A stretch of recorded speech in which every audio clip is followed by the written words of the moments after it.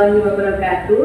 Berjumpa lagi dengan saya, Eni Fajarwati, calon guru penggerak Angkatan 9 dari Kota Blitar. Kali ini saya tidak sendiri, tetapi saya ditemani oleh rekan saya, yaitu Ibu Anita Lestari. Beliau adalah guru kelas 2 SDN 3 Kepanjen. Assalamualaikum Mbak Anita. Waalaikumsalam warahmatullahi wabarakatuh. Mbak Anita, bagaimana kabarnya hari ini, Mbak Anita? Alhamdulillah baik. Alhamdulillah, kalau Mbak Anita hari ini kabarnya baik. Hari ini kita akan mengadakan percakapan pra-observasi ya Mbak Anita. Sebelum nanti saya akan mengamati jalannya proses pembelajaran yang akan Ibu Anita laksanakan di kelas, atau sebelum saya melakukan supervisi kelas. Begitu ya Mbak Anita? Iya Bu. Adapun tujuan supervisi adalah untuk mengetahui dan mengevaluasi jalannya proses pembelajaran yang akan Ibu lakukan.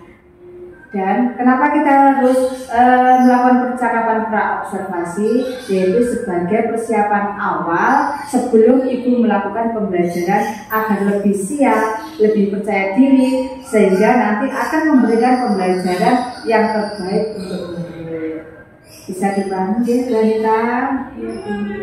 Ada beberapa pertanyaan yang akan saya sampaikan ke Ibu. Yang pertama berkaitan dengan tujuan. Nah, apa tujuan pembelajaran yang ingin Bu Anita capai? Tujuan pembelajaran yang ingin dicapai nantinya adalah siswa dapat menjelaskan informasi yang ada di dalam bacaan. Baik, jadi ada satu tujuan ya Bu Anita, siswa dapat menjelaskan informasi yang ada dalam bacaan. Begitu ya Bu Anita? Baik. Kemudian area pengembangan apa yang hendak Ibu capai atau hendak Ibu lakukan pada pembelajaran tersebut? Melalui membaca, siswa nanti diharapkan dapat memahami dan juga menjelaskan informasi yang ada di dalam bacaan dengan benar. Jadi nanti pengembangannya melalui kegiatan membaca untuk mencapai tujuan yang ingin dicapai tadi. Oke, baik. Jadi area pengembangannya itu fokus dikembangkan dalam kegiatan membaca, itu ya Mbak Anita. Nah, sekarang saya ingin tahu bagaimana rencana pembelajaran yang akan Ibu terapkan dalam kelas, mungkin dari strategi, terus model pembelajaran atau metode pembelajaran yang akan Ibu gunakan. Untuk rancangan pembelajaran yang akan diterapkan nantinya menggunakan model pembelajaran problem based learning dan menggunakan metode tanya jawab serta diskusi kelompok. Oh, berarti untuk strateginya menggunakan PBL ya Bu Anita? Problem based learning. Benar, berdasarkan masalah-masalah yang dialami oleh siswa. Nah, kemudian metodenya tadi ada yang diskusi, kemudian ada yang tanya jawab, dan pemberian tugas seperti itu. Oke, ada 3 model metodenya.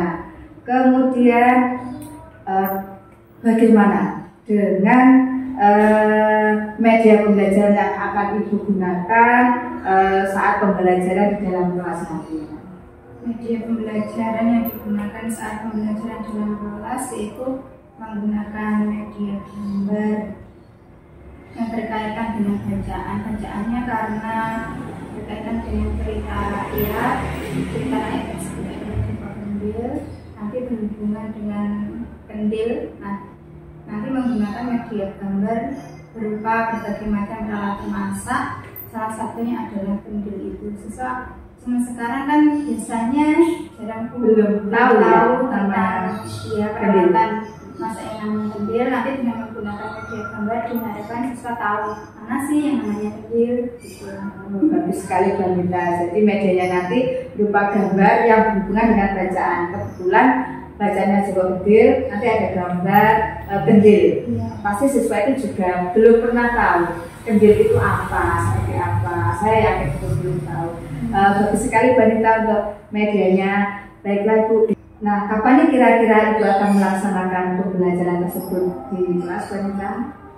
Kegiatan pembelajaran akan dilaksanakan pada hari Sabtu, tanggal 9 Maret 2024 pada jam pertama. Oke, nanti pada hari Sabtu tanggal 9 Maret tahun 2024 jam pertama pagi ya Bu Anita. Itu nanti insya Allah saya akan datang ke kelas Bu Anita. Saya akan mengamati dan mencatat hal-hal yang terjadi dalam pembelajaran Ibu di kelas. Gitu ya Bu Anita.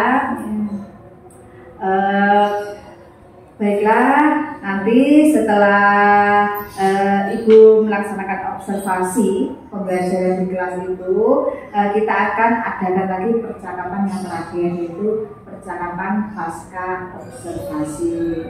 Nanti juga akan ada dari guru praktek saya, ada pendamping praktek saya yang akan mengamati kita ketika proses percakapan pasca observasi. Itu ya Bu Anita.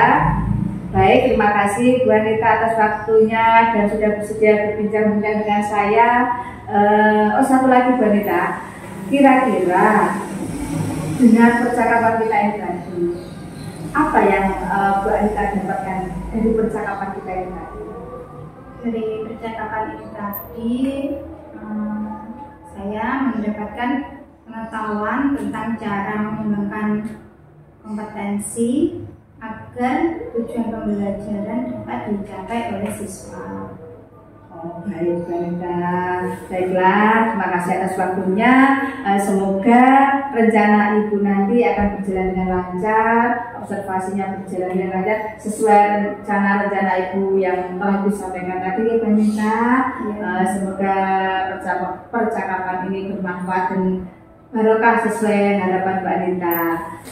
Demikian percakapan pra-observasi. Sampai ketemu lagi di pelaksanaan observasi. Terima kasih. Wassalamualaikum warahmatullahi wabarakatuh. Kelas 2 siap.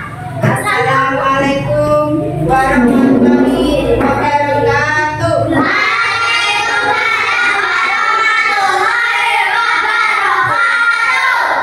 Baiklah anak-anak, sebelum pelajaran kita mulai, marilah kita berdoa menurut agama dan kepercayaan kita masing-masing.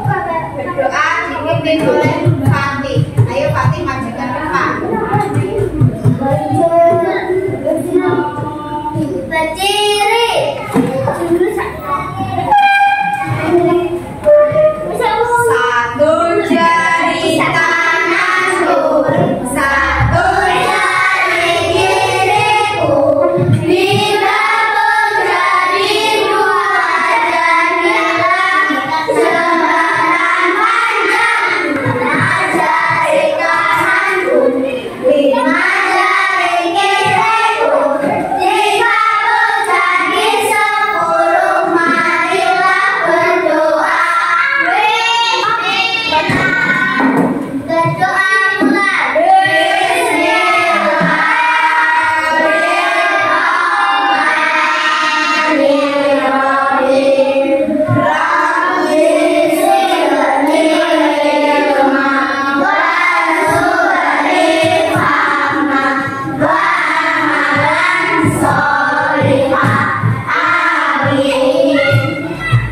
Berdoa selesai. Kembali salam. Assalamualaikum warahmatullahi wabarakatuh. Waalaikumsalam warahmatullahi wabarakatuh. Terima kasih. Selamat berkenalan. Bagaimana kabar kalian hari ini? Alhamdulillah sehat.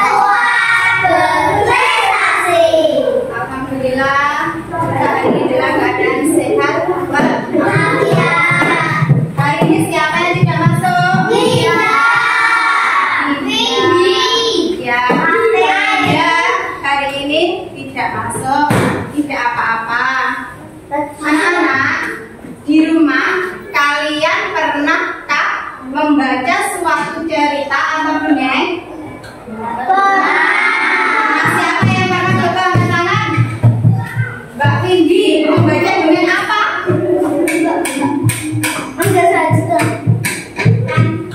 Dongeng kancil. Ya, siapa lagi yang pernah membaca dongeng? Mbak Amo, dongeng apa? Cinderella. Siapa lagi yang Mbak Andara? Bawang merah, bawang putih. Ya, Mbak Rani apa? Cinderella. Ya, dongeng cerita. Sampun, anak-anak. Ya, tujuan kita kali ini adalah anak-anak nanti mampu untuk menjelaskan informasi yang ada di dalam bacaan. Apa bacaan itu? Bacaan yang ada di dalam cerita. Ya. Mana semangatmu? Mana semangatmu?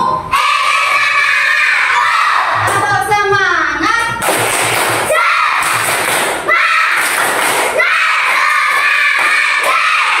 Baik, terima kasih anak-anakku. Untuk berikutnya, sesuai yang sudah Bu Anita tanyakan tadi, anak-anak sudah membaca buku cerita. Hari ini kita akan membaca cerita, tetapi ceritanya mungkin anak-anak belum pernah membaca. Yaitu judulnya adalah Joko Kendil dan Si Gundul. Apa ceritanya?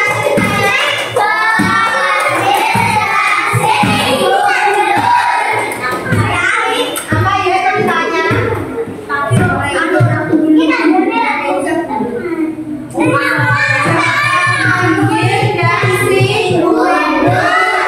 Mari kita baca bersama-sama cerita Joko Kendil dan Si Gundul ya.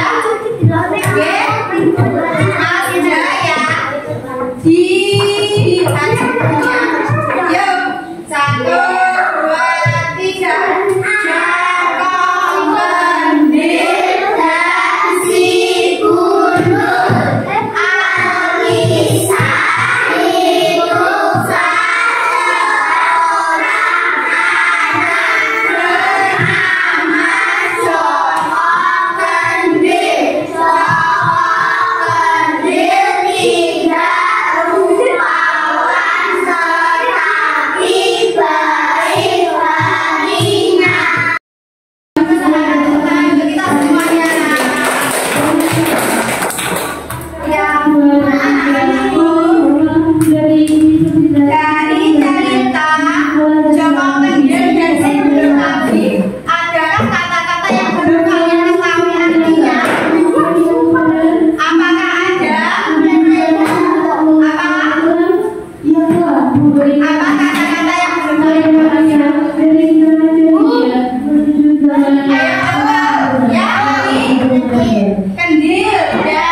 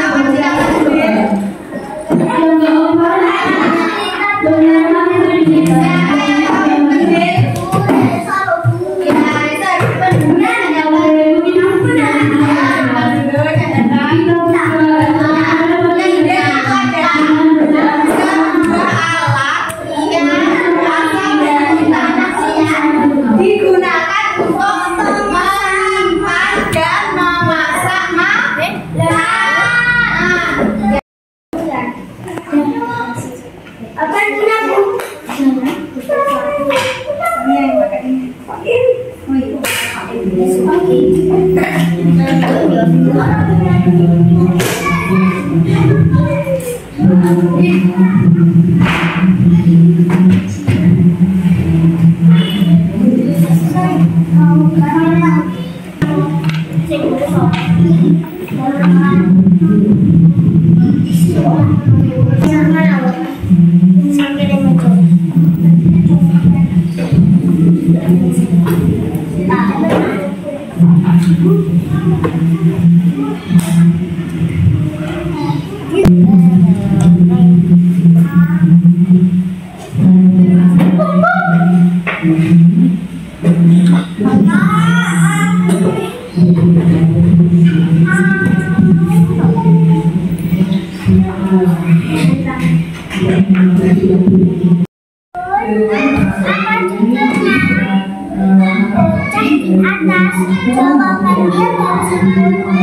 Bagaimana sikap Joko Bendir? Joko Bendir tidak rupawan tetapi baik hati.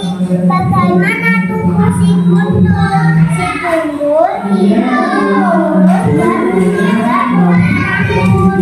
Boleh tak kita memuji orang lain? Tidak boleh. Orang lain mengapa? Karena memuji adalah keduanya yang tidak baik.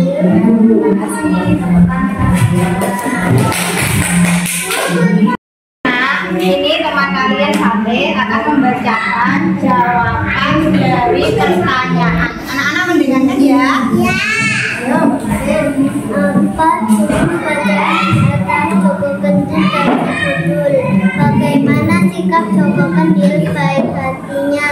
Bagaimana tubuh si Gundul? Lurus. Bolehkah kita mengajak orang lain? Mengapa? Tidak boleh. Mengapa Bapak Teh kok tidak boleh mengajak orang lain? Ya, semua ciptaan Allah tidak boleh diajak ya. Dan ngajak itu perbuatan yang baik apa tidak? Tidak baik. Jadi kita tidak boleh mengajak. Tepuk tangan untuk Bapak Teh.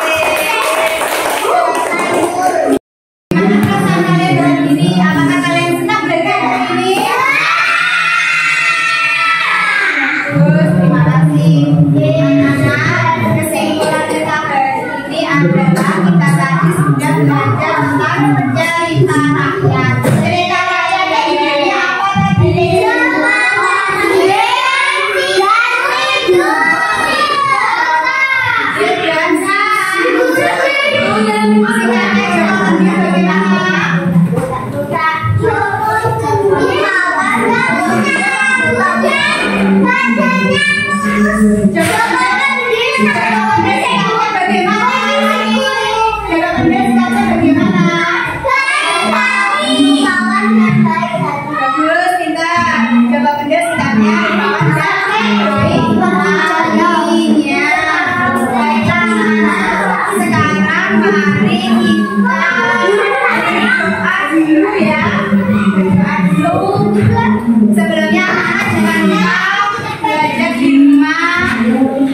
Berikutnya besok doa dipimpin oleh Mbak Fatih. Berdoa.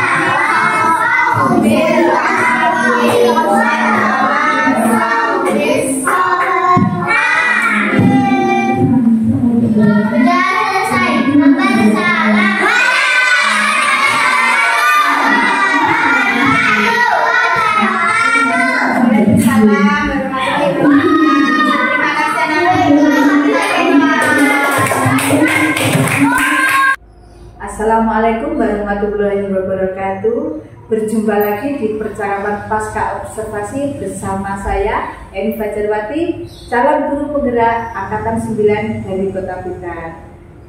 Kali ini saya tetap ditemani oleh Ibu Anita Lestari yang telah saya observasi pada kegiatan pembelajaran. Assalamualaikum Mbak Anita. Bu Anita, bagaimana kabarnya hari ini Bu Anita? Alhamdulillah baik. Alhamdulillah baik. Pada percakapan pasca observasi ini saya akan menanyakan beberapa pertanyaan terkait jalannya proses pembelajaran pada observasi yang telah Ibu lakukan dengan tujuan untuk mengevaluasi sejauh mana proses pembelajaran yang telah Ibu lakukan tersebut. Untuk pertanyaan pertama Bu Anita, bagaimana perasaan Ibu? Perasaan Ibu terkait jalannya observasi kelas yang telah berlangsung. perasaan saya ketika sesudah pelaksanaan observasi, perasaan saya alhamdulillah lega dan senang. Alhamdulillah lega dan senang ya Bu. Oke, bisa diceritakan kembali Bu, area pengembangan apa yang Ibu ingin capai, yang Ibu lakukan, langkah-langkah atau tahapan-tahapan apa yang Ibu lakukan dalam pelaksanaan observasi di kelas, dalam pelaksanaan pembelajaran tersebut maksudnya?